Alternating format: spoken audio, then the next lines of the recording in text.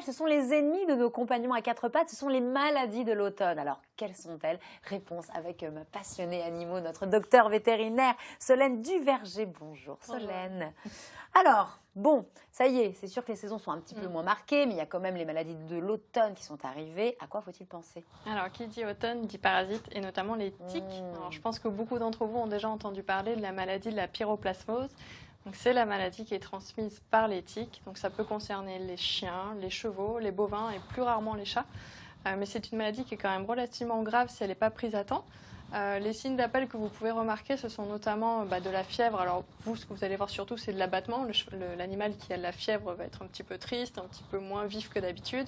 Vous pouvez aussi remarquer des urines foncées, parce que le parasite qui est responsable de la pyroplasmose, les Babesia, provoque une destruction des globules rouges, ce qui libère un certain pigment qui est éliminé dans l'urine et qui donc colore les urines. Donc ça peut être un signe d'appel.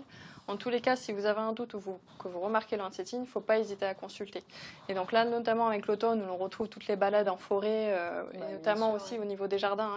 On peut retrouver les tiques dans l'herbe des jardins, tout simplement. Donc il faut bien inspecter le pelage de votre animal quand vous rentrez de balade. Mais aussi vous, j'en profite pour vous dire que les tiques sont aussi dangereuses pour l'humain, parce qu'elles peuvent transmettre des maladies. Donc n'hésitez pas à inspecter vos jambes et vos bras pour être sûr qu'elles ne se sont pas accrochées. Elles s'accrochent même à l'humain, les tiques. Ouais. Alors comment on les enlève? Il y a l'image de la pince à épiler, mais vous déconseillez ça? Alors le mieux, c'est d'utiliser un petit outil qu'on appelle un tire-tique, qui permet d'être sûr de retirer la tique en entier, pour éviter de laisser la tête accrochée qui pourrait causer une inflammation locale. Si vous n'en avez jamais utilisé, n'hésitez pas à demander à votre vétérinaire de vous montrer la première fois comment faire, et puis ensuite vous emmenez le petit appareil chez vous, c'est tout petit. C'est lié dans une espèce de petite pince, enfin d'un petit crochet plutôt, et donc vous pouvez l'utiliser ça sans souci à la maison, sans problème. Oui, parce qu'elles s'accrochent, ces petites tiques. Et après, il faut les écrabouiller, ça ne sert à rien de les sauver. Pour les tuer, le mieux c'est de les écraser. Pour votre animal, en préventif, vous pouvez utiliser donc tous les antiparasitaires externes que vous pouvez trouver sous forme de comprimés ou de pipettes qui se mettent directement sur la peau, pas dans la bouche, sur la peau, entre les poils, si possible entre les omoplates, c'est un endroit où l'animal ne peut pas se lécher. S'il y a des enfants en bas âge dans l'environnement, préférez plutôt les comprimés pour éviter que le petit touche le produit avec ses doigts et mette ensuite les doigts à la bouche, et ça risque de causer une intoxication. Et chez le chien, on a l'avantage aussi d'avoir un vaccin qui existe pour prévenir. Ah oui, ok, super. Ouais, par injection, comme un vaccin classique. Donc c'est un bon moyen de prévenir aussi cette maladie.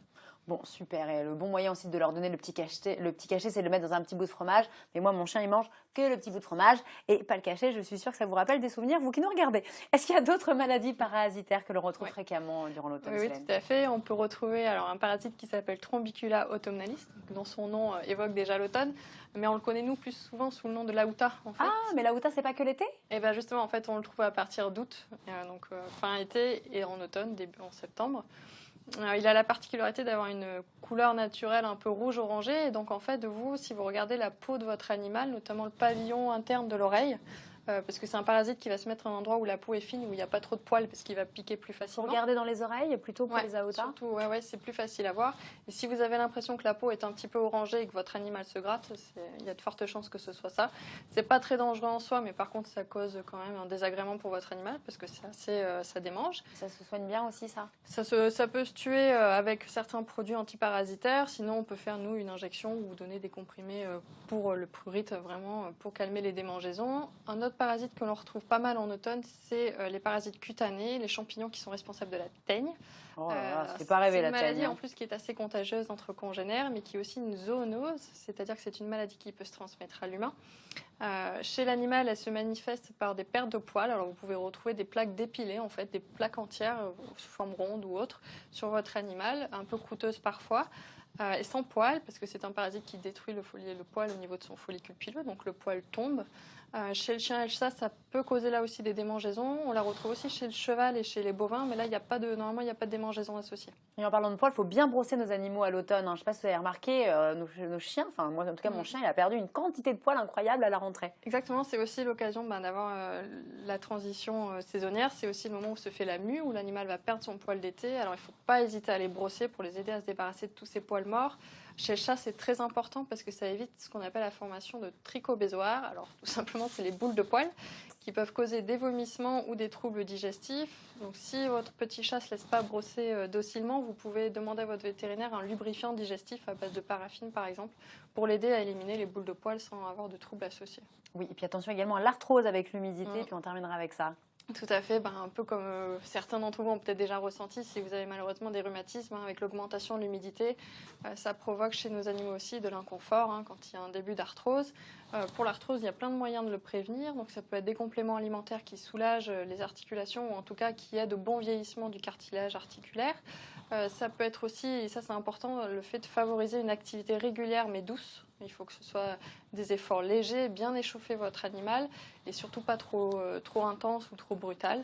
Et puis après, il y a vraiment des thérapies curatives s'il faut, à base d'injections par exemple d'acide hyaluronique, d'acide gras, pardon, ou pas autre chose, de l'acide hyaluronique. d'acide gras ou aussi d'anticorps monoclonaux. C'est une nouvelle thérapie qui aide bien les animaux qui ont ce genre de soucis. Merci beaucoup, Solène Duverger, notre passionnée animaux. Puis un autre petit conseil très rapide, éloignez vos animaux des glands. Ça peut être très toxique, il y en a plein à l'automne. Moi, mon chien il joue avec les glands, mais c'est très dangereux. Donc éloignez-les, c'est super, super toxique. Merci beaucoup, Solène, et puis à très bientôt, évidemment.